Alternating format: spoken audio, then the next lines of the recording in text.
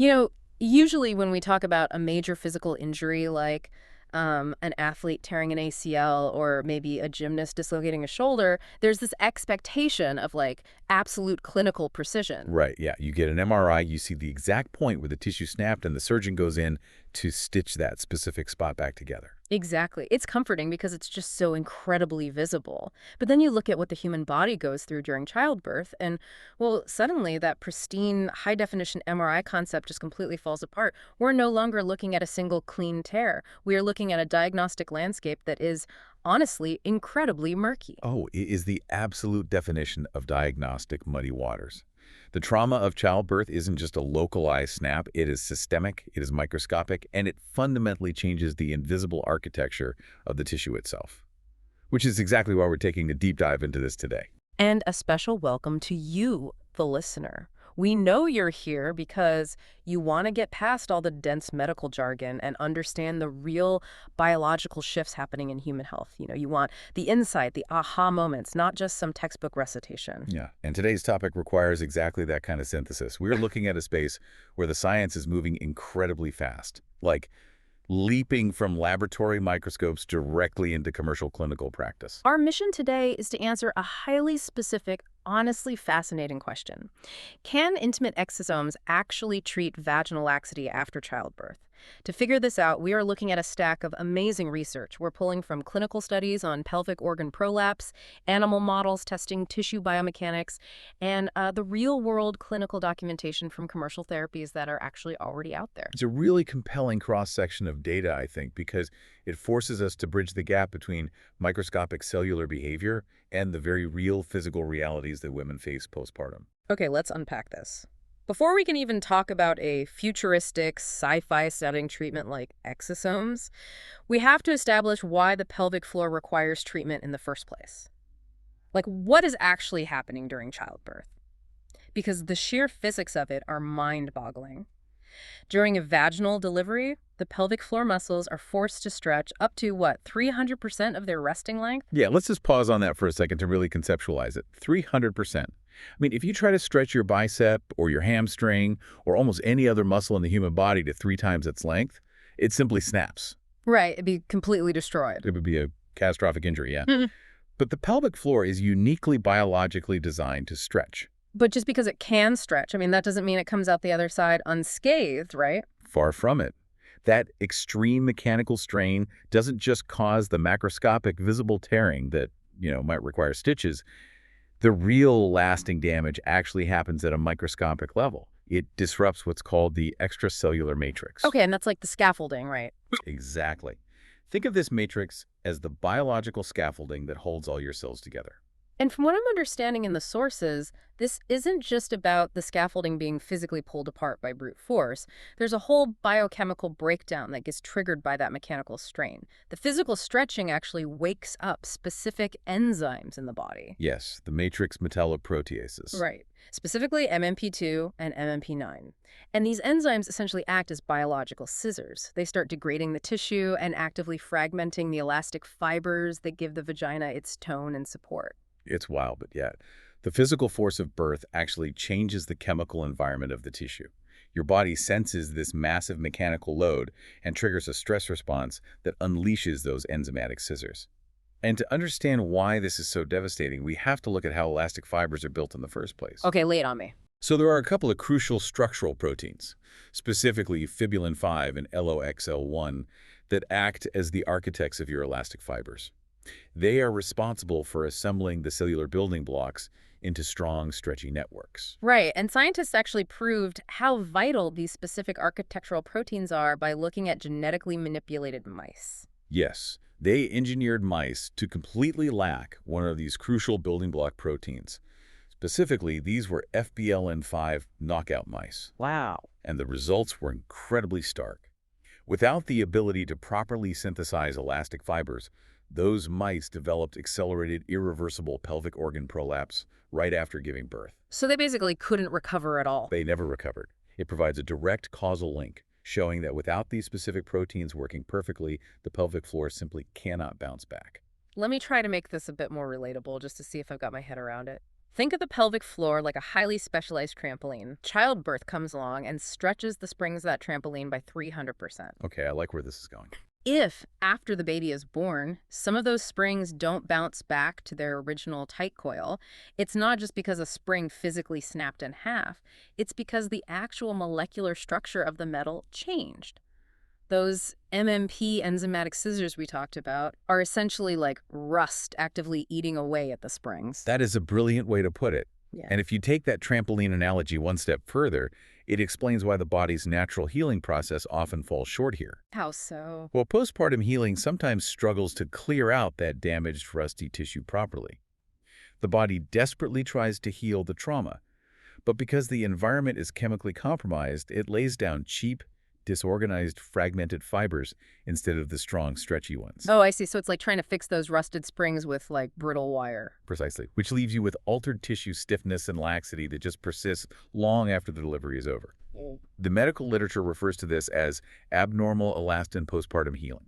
The structural integrity is fundamentally altered. So if the underlying issue is cellular rust and impaired molecular springs, then traditional compensatory treatments like, say, surgery to physically hitch things back up or using a silicone pessary device to just hold everything in place, they don't really fix the root problem. No, they don't. They are just structural band-aids. They don't remove the rest. Right, they manage the symptoms of the degraded tissue. I mean, they might improve a patient's quality of life immensely, but you're right, they do not reverse the underlying cellular degradation. Which means to actually fix the tissue, we have to look past structural band-aids and turn to regenerative medicine.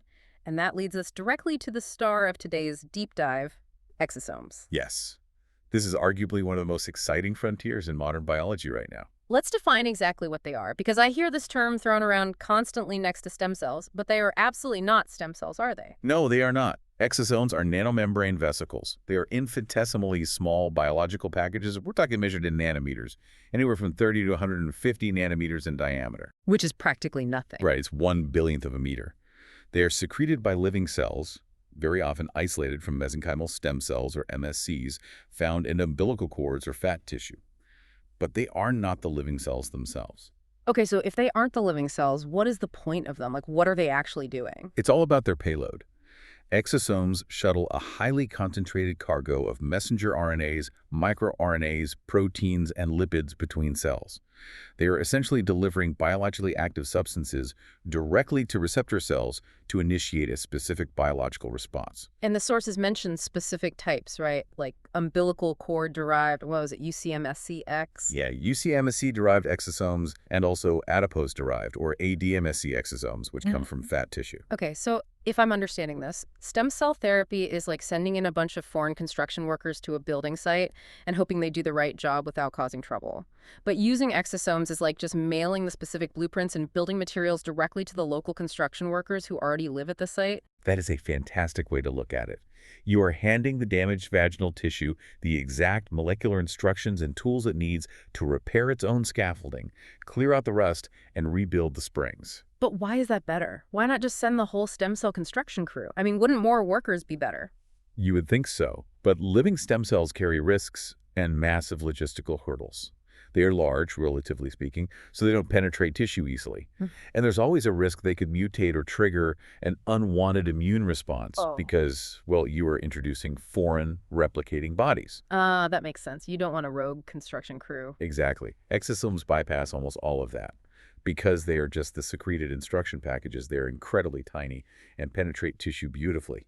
They carry no real ethical dilemmas, they don't replicate, meaning far fewer side effects, and they still boast incredibly powerful regenerative properties. Like what kind of properties? Well, they're heavily anti-inflammatory, and they are pro-angiogenic, which means they signal the body to build new blood vessels. That is wild. But hang on, having the perfect cellular blueprints is totally useless if you just drop them on the construction site and they like blow away in the wind before the local workers can even read them. Right. Which brings up a massive hurdle, delivery.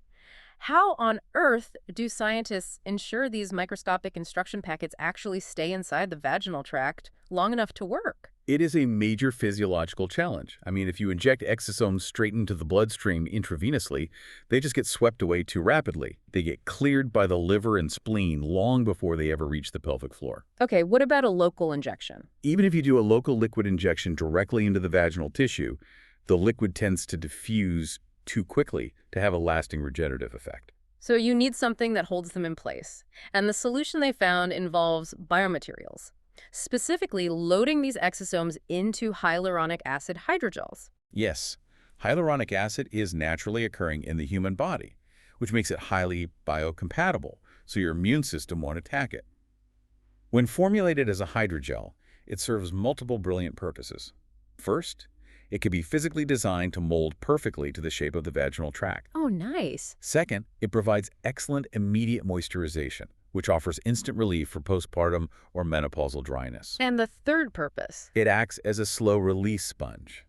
As the hydrogel slowly breaks down in the body over days or weeks, it releases a steady, continuous supply of those exosome blueprints directly into the target tissue. It literally holds the instructions right against the workers' faces until the repair job is done. Okay, that makes logical sense, but how do we know it actually works? The researchers had to test this, and obviously they didn't just jump straight to humans. They looked at animal models. Right, specifically rats. Yeah, and some of these rats had their ovaries removed, ovaryectomized rats, to simulate a menopausal, low estrogen atrophic state.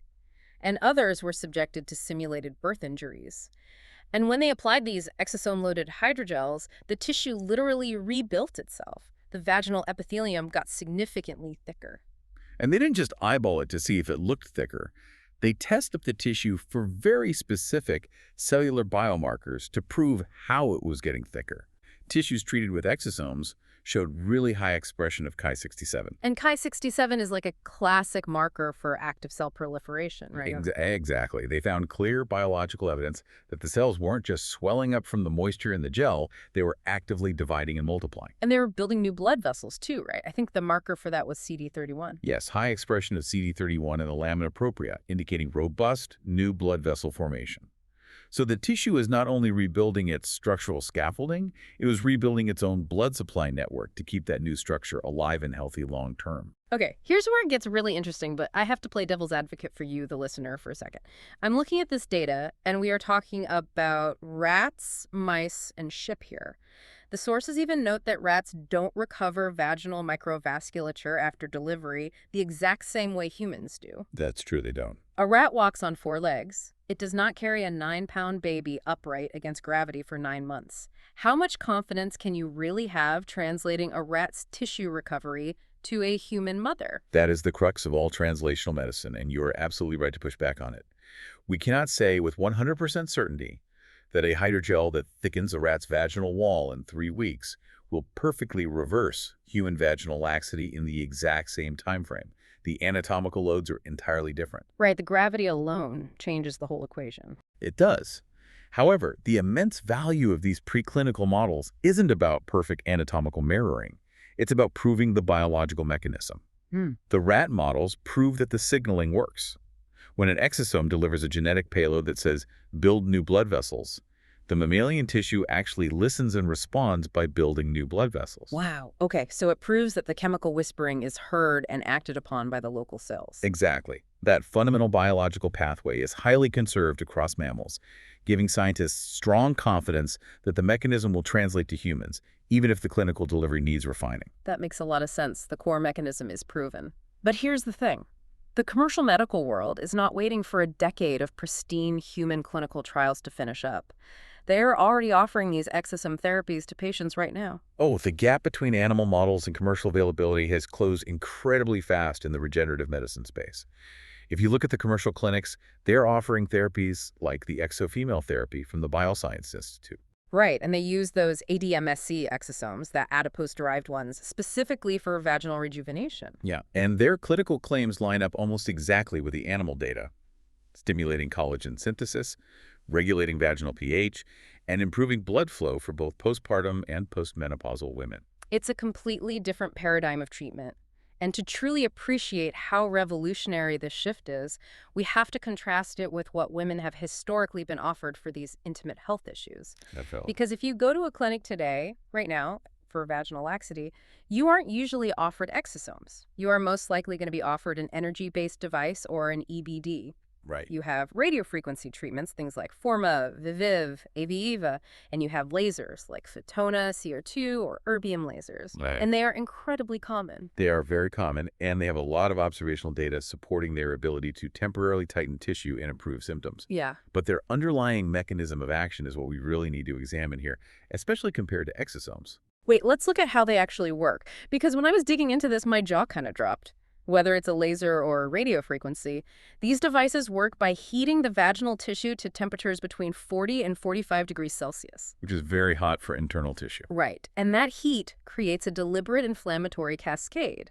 It is, by clinical definition, thermal trauma. It is intentional controlled injury. That thermal trauma triggers a panic response in your cells. They release heat shock proteins, which in turn stimulate your fibroblasts, your body's repair cells, to rush into the area and frantically produce new collagen and elastin to heal the burn. It's like pulling the fire alarm in a building just to force the construction crew to show up and reinforce the walls, or like intentionally breaking a bone so it heals back thicker. A milder, more controlled version of that, yes. But it highlights the fundamental philosophical difference in these medical approaches. Lasers and radiofrequency rely entirely on destructive manipulation to provoke a healing response. You are injuring the tissue to trick the body into repairing it stronger than it was before. But exosomes don't do that at all. Not even a little bit. Exosomes rely purely on biological signaling to regenerate tissue. There is no heat. There is no trauma. You are not initiating an injury state. You are simply delivering the molecular instructions that say rebuild, completely bypassing the need for tissue damage. So what does this all mean for you, the listener? It sounds like we are shifting from burning the tissue to force it to heal, to chemically whispering to the cells to rejuvenate. That is a perfect summary of the landscape. It is a transition from mechanical and thermal manipulation to true cellular level regeneration. Let's quickly distill the journey we've taken today, because we've covered a lot of fascinating ground. We started by understanding that childbirth fundamentally alters the microscopic architecture of the pelvic floor, stretching it 300%, waking up those rust-like enzymes and disrupting the elastic fibers that give the tissue its bounce.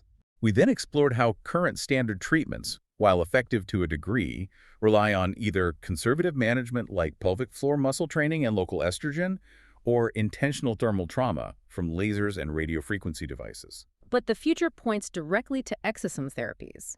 These tiny cellular messengers, derived from stem cells but without the risks of whole living cells, can be delivered via slow-release hydrogels right to the damaged tissue. Right, they represent a non-destructive biological frontier for reversing tissue laxity by simply telling the body to grow new blood vessels and proliferate new cells. For a learner focused on the cutting edge of health science, that shift from mechanical and thermal fixes to cellular-level regeneration is the absolute most important takeaway from these sources.